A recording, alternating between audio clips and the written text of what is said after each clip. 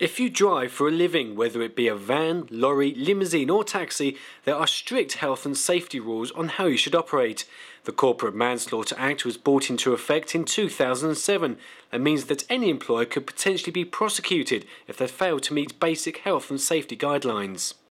There's clearly a lack of awareness of the speed limits for vans and lorries being lower on national speed limits and dual carriageways than other road users. So that's the first thing. The second thing is we're targeting the fleet managers, the managers within these businesses, to raise the awareness of their responsibilities under recent legislation such as the Corporate Manslaughter Act. Sussex Police recently carried out a roadside exercise to tell professional drivers about these rules and find out if their employers actually tell them what is expected of them. What do they tell you about speed limits when you're employed by your employee? Okay, well this particular bit of road you've just come down, dual carriageway, what do you think the speed limit is for this vehicle? You think? Yeah. Well done.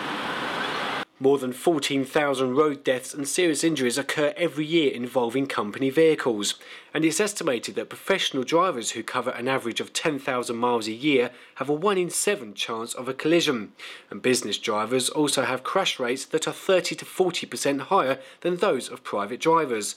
So why are so many drivers unaware of the basic rules?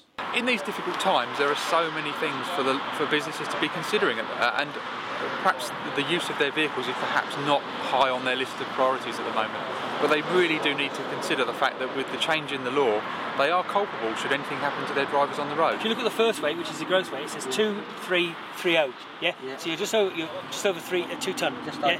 2.3 tonne, yeah? So because you're over 2 tonne, you come under the same rules and regulations as the sort of transit van. Business owners are now being urged to get up to date on the corporate manslaughter laws before the worst happens to one of their drivers. Paul Gibson, Limo TV, Sussex.